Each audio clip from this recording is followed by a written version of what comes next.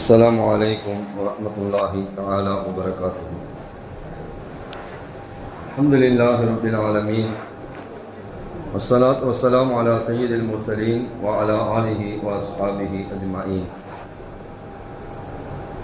قال الله تعالى في القرآن العظيم وفي الفرقان المجيد: أعوذ بالله من الشيطان الرجيم، بسم الله الرحمن الرحيم.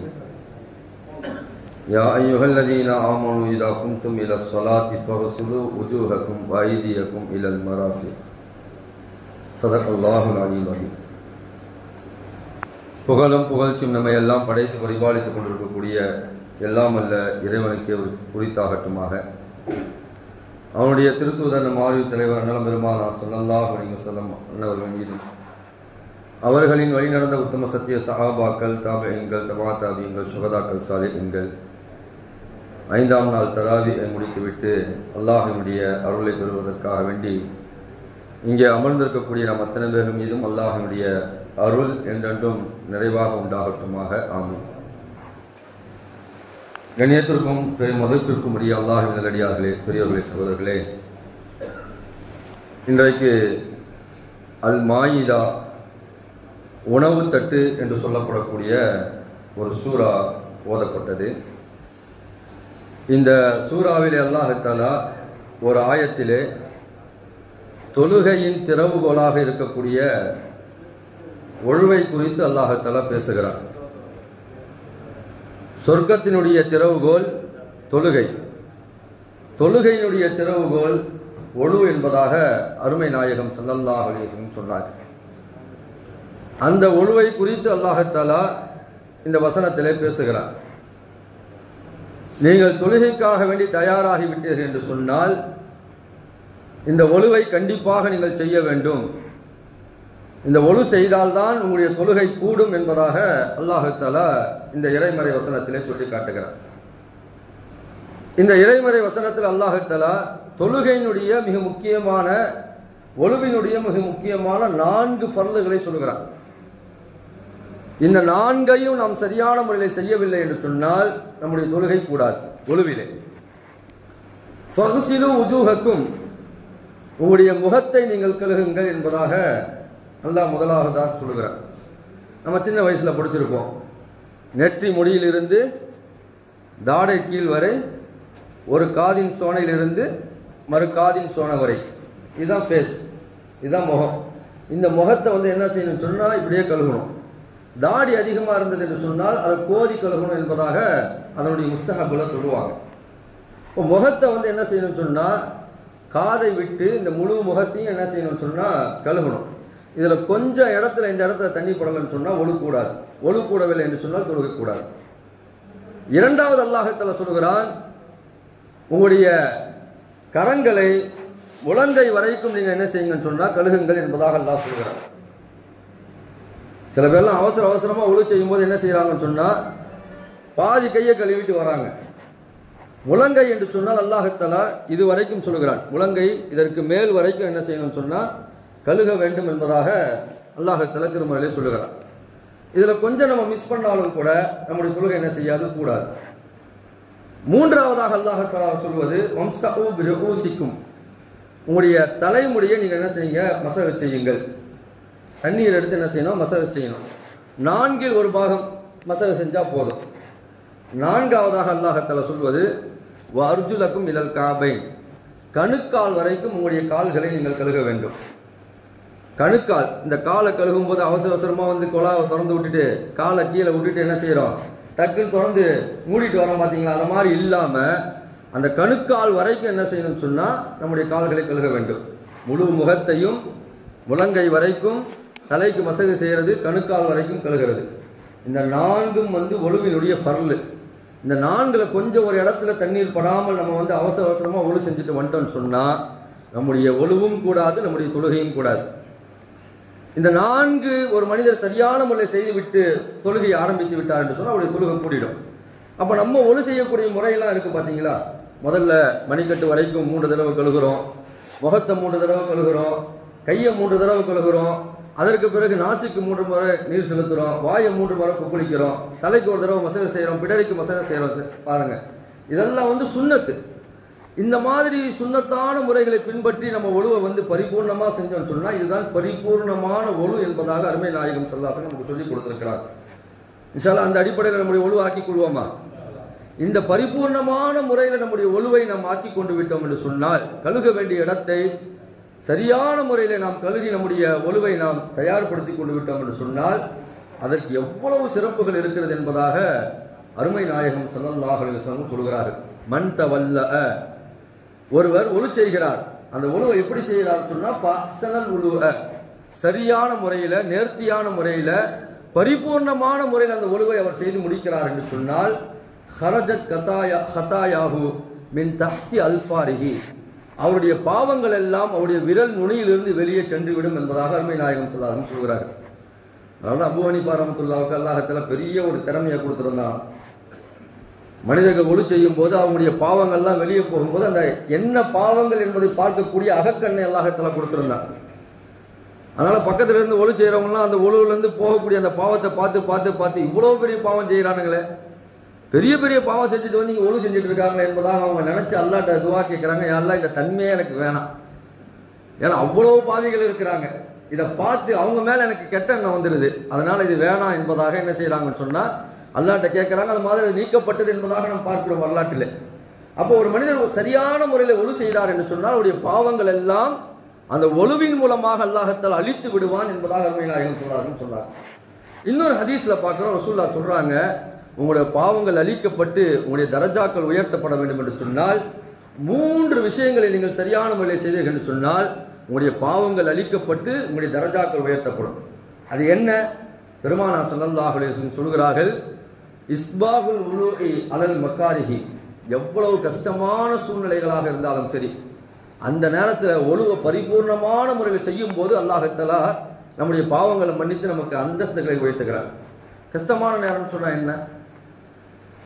பனி நேரத்தில், குளிர்காலத்தில் நம்ம அந்த தண்ணீரை தொடும்போதே தொடவே முடியாது, அப்படியே உதறும், நமக்கு தண்ணீரை தொட முடியாது. ஆனா அந்த நேரத்திலேயும் ஒரு காலையில் எந்திரிச்சு பரிபூர்ணமான முறையில் ரசூலுல்லாஹ் சொன்ன அடிப்படையில் அந்த ஒழுவை செஞ்சுட்டு பள்ளிவாசலுக்கு வந்தார் என்று சொன்னால் அவருடைய பாவங்கள் அழிக்கப்பட்டு தரஜாக்கள் உயர்த்தப்படுகிறது. இரண்டாவது ரசூலுல்லாஹ் சொல்றாங்க, கத்ரத்துல் ஹதா இலல் மசாஜித், பள்ளிவாசலுக்கு அதிக எட்டுகளை கொண்டு நடந்து வந்தால் அவருக்கு அல்லாஹ் தஆலா அந்தஸ்துகளை உயர்த்துகிறார்.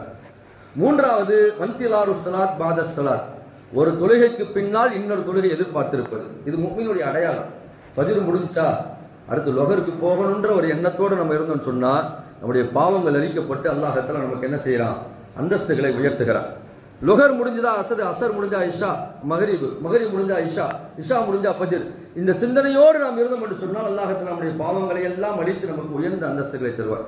இதை விட ஒரு ஹதீஸ்ல ரசூலுல்லாஹி ஸல்லல்லாஹு அலைஹி வஸல்லம் சொல்கிறார்கள், மாமின் முஸ்லிமின் ஃபயுஹ்சினு உலூஅஹு சும்ம யகூமு ஃபயுஸல்லி ரக்அத்தைனி முக்பிலுன் ஃபீஹிமா பிவஜ்ஹிஹி வ கல்பிஹி வஜபத் லஹுல் ஜன்னah.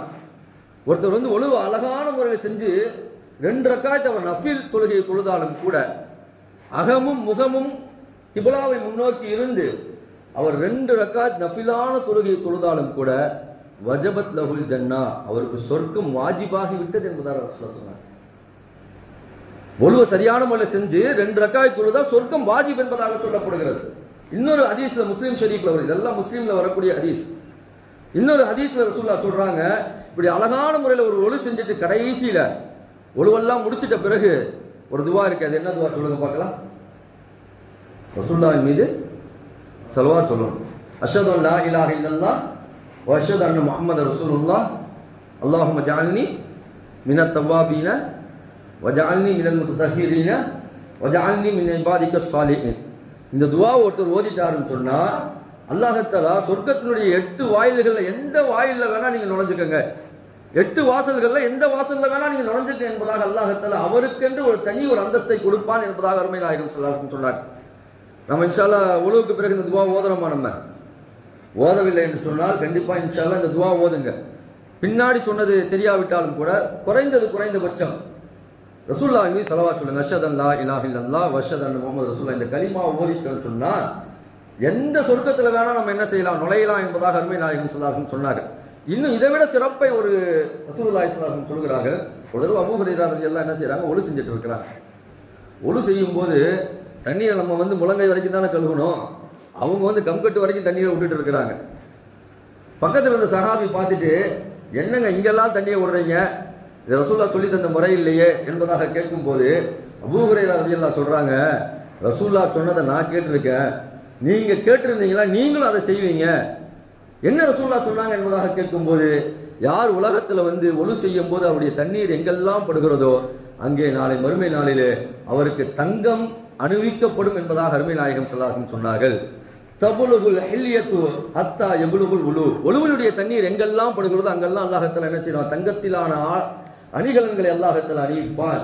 அதை நான் உணர்ந்திருக்கிறேன், பார்த்திருக்கிறேன், ரசூலுல்லாஹ் சொல்லி இருக்கிறாங்க, அதனால நான் இப்படி செய்யறேன் என்பதாக அபூ ஹுரைரா சொல்வார்கள். இதெல்லாம் ஆதாரபூர்வமான ஹதீஸ். ஒரு தடவை பிலால் ரலியல்லாஹு அன்ஹு ரசூலுல்லாஹ் அழைச்சு கேட்கிறாங்க, பிலாலே நீங்க என்ன அமல் செஞ்சிருக்கிறீங்க, ஏதோ ஒரு பிரயோஜனமான ஒரு அமலை நீங்க செஞ்சிருக்கிறீங்க, அதனாலதான் உங்களுடைய செருப்பினுடைய சப்தத்தை நான் சொர்க்கத்திலே கேட்டேன் என்பதாக ரசூலுல்லாஹ் சொல்றாங்க. அப்போ பிலால் ரலியல்லாஹு சொல்றாங்க, அப்படி நான் பெருசாலாம் எதுவும் செய்யல, ஆனா ஒரே ஒரு அமலை நான் தொடர்ந்து செஞ்சுக்கிட்டே இருக்கிறேன், அது என்ன அமல் என்பதாக ரசூலுல்லாஹ் கேட்கிறாங்க. ஒழு இல்லாமல் நான் ஒரு நாளும் இருந்ததில்லை. ஒழு முறிந்து விட்டது என்று சொன்னால் உடனடியாக ஒழு செஞ்சு விடுவேன். அது இரவாக இருக்கட்டும் பகலாக இருக்கட்டும். ஒழு செஞ்சுட்டு யார்ட்டையும் பேசாம அடுத்த நிமிஷம் நான் என்ன செஞ்சிருவேன், தொழுகையில தக்பீர் கட்டி நின்றுவேன். இது என்னுடைய வளமையான வழக்கம் என்பதாக அதில் பிலால் ரலியல்லாஹு சொல்றாங்க.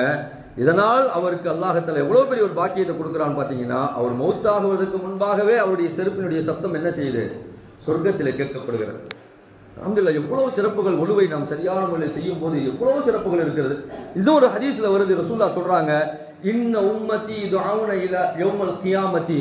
கியாமத் நாளுடைய நாள்ல என்னுடைய உம்மத்தார்கள் அழைக்கப்படுவார்கள். எப்படி அழைக்கப்படுவார்கள் என்று சொன்னால், குர்ரம் முஹஜ்ஜலீன், இந்த நெற்றி இருக்கு பாத்தீங்களா, நெற்றி ஜொலித்தவர்களாக அழைக்கப்படுவார்கள். மின் ஆசாரில் உலு, அவர் ஒழு செய்த அந்த தடத்தினால் அவருடைய நெற்றி முகமெல்லாம் என்ன செய்யும் சொன்னால் ஜொலிக்கும், ஜொலிக்கும், அப்படி ஜொலிக்கும். அதனால ரசூலுல்லாஹ் சொல்றாங்க, ஃபமனிஸ்ததாக மின்கும் ஐயதீல உர்ரதஹு, யார் தன்னுடைய முகம் இன்னும் ஜொலிப்பாக ஆக வேண்டும், இன்னும் அதிகமாக ஆக வேண்டும், இன்னும் அதிகமாக ஆக வேண்டும் என்பதாக நினைக்கிறாரோ ஃபல்யஃபல், அவர் தொடர்ந்து ஒழு செய்து கொண்டே இருக்கட்டும் என்பதாக அருமை நாயகம் ஸல்லல்லாஹு அலைஹி வஸல்லம் சொல்லியிருக்கிறார். ஒழுவுக்கு இவ்வளவு சிறப்பு இருக்கு. அந்த ஒழுவை நம்ம என்ன செய்யணும் சொன்னா, அவசரம் இல்லாம தண்ணீரை அதிகமா வீணாக்காமலும் தண்ணீரை குறைச்சும் செய்யாமலும் எப்படி செய்யணுமோ அப்படி நம்ம தண்ணீரை பயன்படுத்தி ஒழுவை நம்ம செஞ்சோம்னு சொன்னா நமக்கு அல்லாஹ் தஆலா இவ்வளவு சிறப்புகளை தருகிறார். ஒரே ஒரு ஹதீஸினுடைய வார்த்தையை நிறைவுக்கு வந்திருக்கிறேன். ரசூலுல்லாஹி ஸல்லல்லாஹு அலைஹி வஸல்லம் சொல்கிறார்கள், ஒருவர் இரவு படுக்கும் போது ஒழு செய்து விட்டு படுக்கிறார், அதே நிலையிலே அவர் வஃபாத் ஆகி விடுகிறார் என்று சொன்னால் அல்லாஹ் தஆலா அவருக்கு ஷஹீதுடைய அந்தஸ்தை எழுதுகிறான். ஷஹீதுடைய அந்தஸ்து என்ன தெரியுமா? டைரக்ட் சொல்றோம். ஷஹீத் எவ்வளவு பெரிய ஒரு தியாகம் செஞ்சிருக்கார் தெரியுமா? அவருடைய ரத்தம் கீழே விழுவதற்கு முன்பாக அவருடைய பாவங்கள் மன்னிக்கப்படுகிறது. அந்த ஷஹீதுடைய அந்தஸ்தை அல்லாஹ் தஆலா யாருக்கு தருகிறான் என்று சொன்னால், ஒழு செஞ்சுட்டு தூங்கி நைட்டு மூத்தாயிரார் பாருங்க, அவருக்கு அல்லாஹ் தஆலா தருகிறான் என்பதாக அருமை நாயகம் ஸல்லல்லாஹு அலைஹி வஸல்லம் சொல்லியிருக்கிறார்கள். ஒழுவை குறித்து இவ்வளவு சிறப்புகள் இருக்கிறது. அல்லாஹ் தஆலா இந்த தொழுகையினுடைய சாவியாக இந்த ஒழுவை வைத்திருக்கிறார். தொழுகை பரிபூர்ணமாக ஆக வேண்டும் என்று சொன்னால், தொழுகை அல்லாஹ்விடத்தில் ஏற்றுக்கொள்ளப்பட வேண்டும் என்று சொன்னால், ஒழு கம்பல்சரி கரெக்டா நம்ம சரியான முறையில் பண்ணணும். எந்த உறுப்பை சரியான முறையில் கழுக சொல்லப்பட்டிருக்கிறதோ அதை சரியான முறையில் நம்ம கழுகி ஒழுவை நிதானமாக நிறுத்தமாக நாம் செய்து இந்த தொழுகையை ஆரம்பித்தோம் என்று சொன்னால், இந்த மேலே சொல்லப்பட்ட ஹதீசுகளிலே சொல்லப்பட்ட அத்தனை பாக்கியங்களையும் பெற்றவர்களாக அல்லாஹ் தஆலா நம்மை ஆக்குவார். இந்த பாக்கியங்களை பெற்று உயர்ந்த சொர்க்கத்தை அடையக்கூடிய தௌஃபீக்கை அல்லாஹ் நமக்கு தந்தருள்வானாக. வாஹிதவானா அல்ஹம்துலில்லாஹி ரப்பில் ஆலமீன். பிஸ்மில்லாஹிர் ரஹ்மானிர் ரஹீம். நவைத்து சௌம கதின் அன் அதாஇ ஃபர்லி